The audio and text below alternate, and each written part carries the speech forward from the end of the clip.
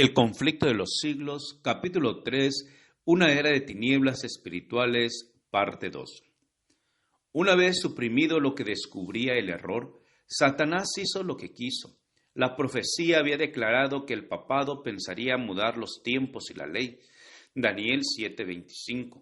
No tardó en incitar esta obra, para dar a los convertidos del paganismo algo que equivaliera al culto de los ídolos y para animarles a que aceptaran nominalmente el cristianismo. Se introdujo gradualmente en el culto cristiano la adoración de imágenes y de reliquias. Este sistema de idolatría fue definitivamente sancionado por decreto de un concilio general. Para remate de su obra sacrílega, Roma se atrevió a borrar de la ley de Dios el segundo mandamiento, que prohíbe la adoración de las imágenes, y a dividir en dos el último mandamiento, para conservar el número de estos.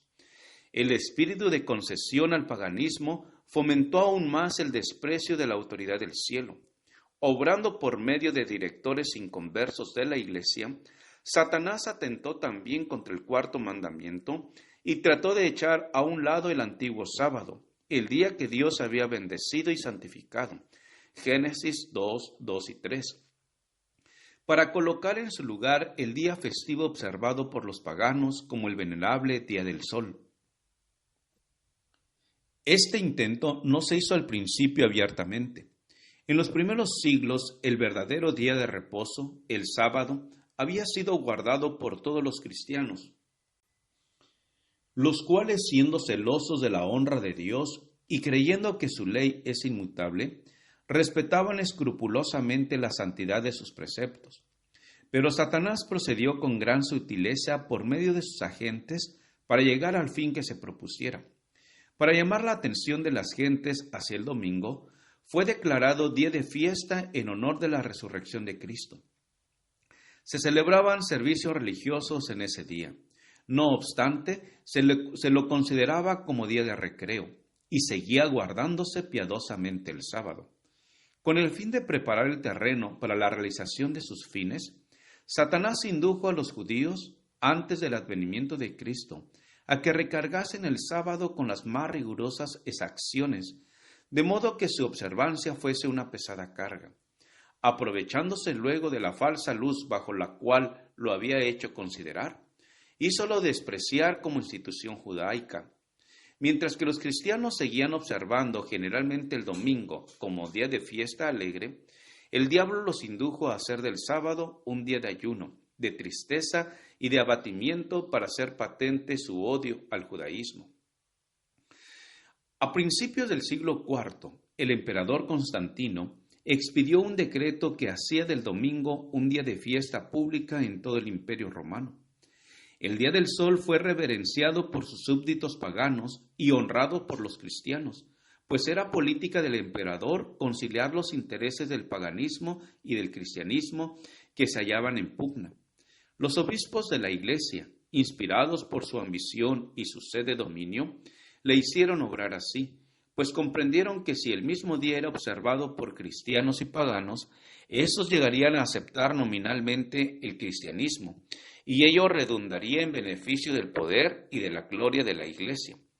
Pero a pesar de que muchos cristianos piadosos fueron poco a poco inducidos a reconocer cierto carácter sagrado al domingo, no dejaron de considerar el verdadero sábado como día santo del Señor, ni de observarlo en cumplimiento del cuarto mandamiento. Pero no paró aquí la obra del jefe engañador. Había resuelto reunir al mundo cristiano bajo su bandera y ejercer su poder por medio de su vicario, el orgulloso pontífice, que aseveraba ser el representante de Cristo. Realizó su propósito valiéndose de paganos semiconvertidos, de prelados ambiciosos y de eclesiásticos amigos del mundo. Convocábanse de vez en cuando grandes concilios en que se reunían los dignatarios de la Iglesia de todas partes del mundo. Casi en cada concilio el día de reposo que Dios había instituido era deprimido un poco más, en tanto que el domingo era exaltado en igual proporción. Así fue como la fiesta pagana llegó a ser honrada como institución divina, mientras que el sábado de la Biblia Era declarado reliquia del judaísmo y se pronunciaba una maldición sobre sus observadores. El gran apóstata había logrado ensalzarse a sí mismo sobre todo lo que se llama Dios o que es objeto de culto. Segunda de Tesalonicenses 2:4. Se había atrevido a alterar el único precepto de la ley divina que señala de un modo infalible a toda la humanidad al Dios viviente y verdadero. En el cuarto mandamiento, Dios es dado a conocer como el creador de los cielos y de la tierra, y distinto por lo tanto de todos los dioses falsos. Como monumento conmemorativo de la obra de la creación, fue santificado el día séptimo, como día de descanso para el hombre. Estaba destinado a recordar siempre a los hombres que el Dios viviente es fuente de toda existencia y objeto de reverencia y adoración. Satanás se esfuerza por disuadir a los hombres de que se sometan a Dios y obedezcan a su ley, y por lo tanto dirige sus golpes especialmente contra el mandamiento que presenta a Dios como el Creador. Los protestantes alegan ahora que la resurrección de Cristo en el domingo convirtió a dicho día en el día del Señor, pero las Santas Escrituras en nada confirman este modo de ver. Ni Cristo ni sus apóstoles confirieron semejante honor a ese día.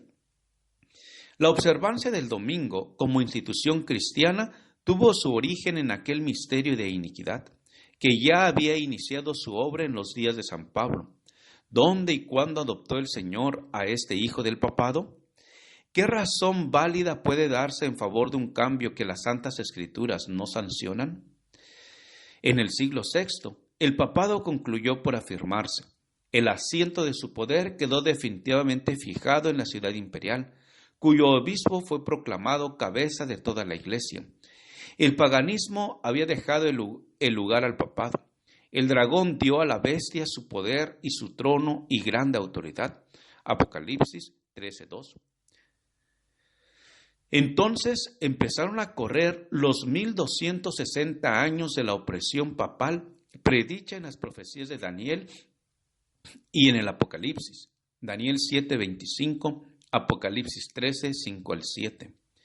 Los cristianos se vieron obligados a optar entre sacrificar su integridad y aceptar el culto y las ceremonias papales, o pasar la vida encerrados en los calabozos, o morir en el tormento, en la hoguera, o bajo el hacha del verdugo.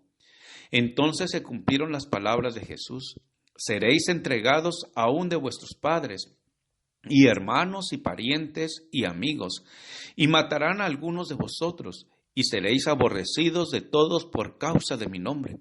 Lucas 21:16-17. La persecución se desencadenó sobre los fieles con furia jamás conocida hasta entonces. El mundo vino a ser un vasto campo de batalla. Por centenares de años, la Iglesia de Cristo no halló más refugio que en la reclusión y en la oscuridad. Así lo dice el profeta: y la mujer huyó al desierto, donde tiene lugar aparejado de Dios, para que allí la mantengan 1260 días. Apocalipsis 12:6. Gracias por escuchar este audio. Te invito a escuchar la siguiente parte. Jehová te bendiga y te guarde. Con aprecio, Pastor Juan Manuel Flores Espinosa.